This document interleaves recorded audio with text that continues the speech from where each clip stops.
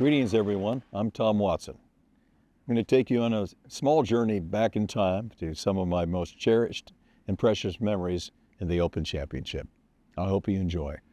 Well, this photo was the picture of after I won my first Open Championship at Carnoustie. It was kind of unexpected. I never played in the Open Championship before. It was my first attempt, and I came to Carnoustie playing pretty well, and I found a tip on Wednesday night that really helped my golf swing. And so I went out and started and played some good golf, and I finished well. And I came to the last hole and looked up at the scoreboard, and the leaders were falling back because it's probably the toughest finish in golf in the Open Championship, the last four holes at Carnoustie. And I had a chance, I thought, if I birdied the 18th hole to win or get in a playoff in the championship. And I made I made probably about a 20 or 25 foot putt in the last hole for birdie. And wow, it just, it electrified me. And there was a moment there where I said, wow, did I actually win the Open Championship? Well, golf is an unpredictable sport, but especially links golf because of the luck of the bounce. When we were playing the humps and bumps rather than the smooth fairways of America, sometimes you get a bad break, and sometimes you get a great break, and that's a challenge to the ego and the psyche. When you hit a really good shot and you get a bad break.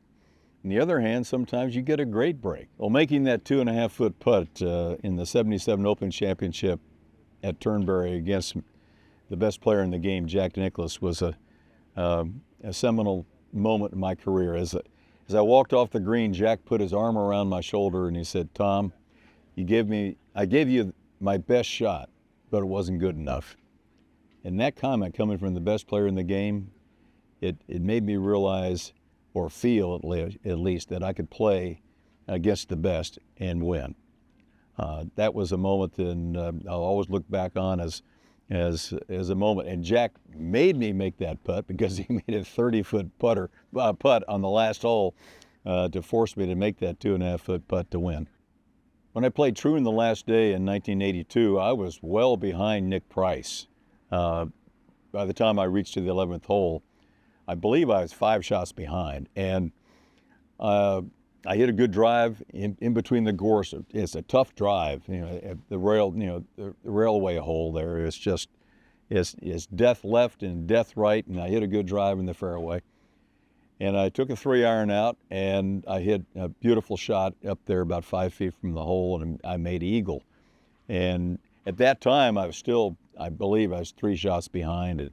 And I was just trying to play my best golf, knowing though that the last 9 the entire last 9 is really a tough 9 in Open Championship golf at Troon.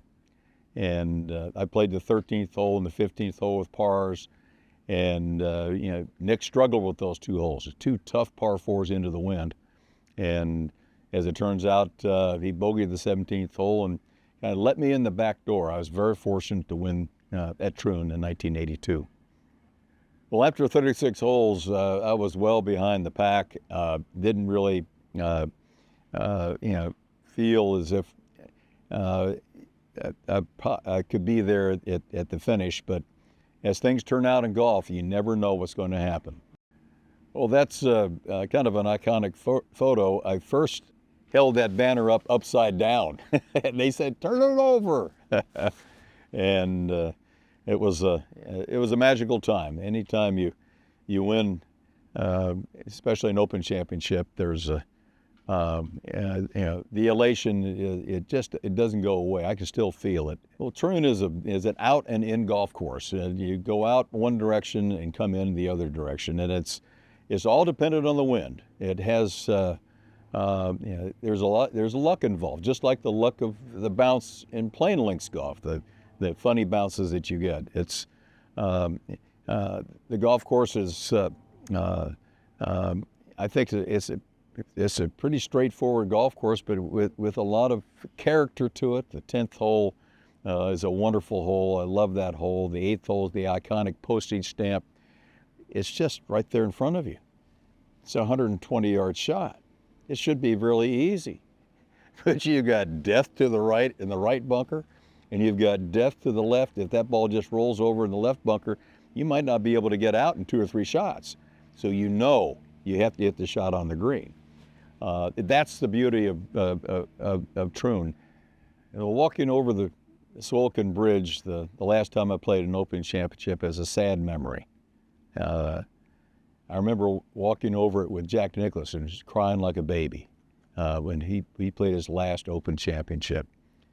I walked over that bridge with my son, Michael, who was caddying for me, and had a hard time keeping the tears away.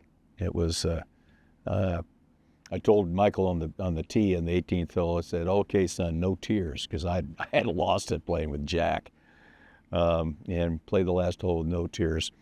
I finished my career in the dark. I hit my drive down there. I hit a shank, my little pitch because I was crying, and then I 3-putted for a bogey in the last hole of my championship career. But it was a sad memory, really, because I loved playing championship golf on the links golf courses, and I knew it was over.